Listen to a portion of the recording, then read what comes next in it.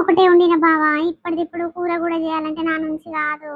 ఆడ కర్రీ పాయింట్లో కొనుక్కొని తింటావు కదా, జర తీసుకొని తినవా ఈ ఒక్కరోజు, ఇంకా రేపటి నుంచి వండుతా గానీ.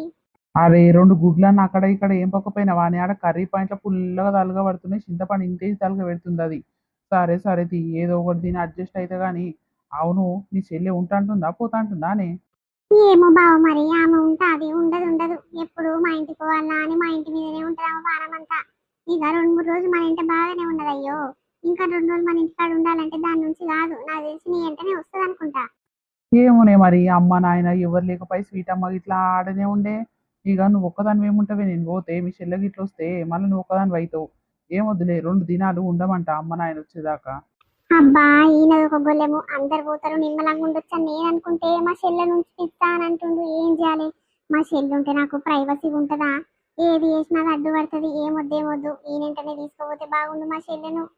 ఏమోనే మరి, నేను తానం గిట్ల చేసుకొని తయారై ఉంటా, ఇక మీ చెల్లి ఇష్టం మరి.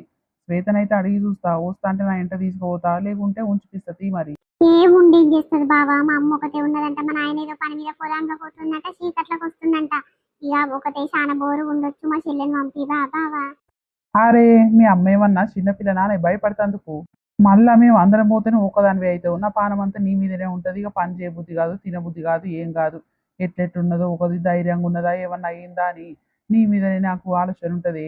అందుకే 2 రోజులు ఉంచిపించుకోరా, అదే మీ చెల్లెను మీ అమ్మకు ఫోన్ చేసి చెప్తా కానీ నేను.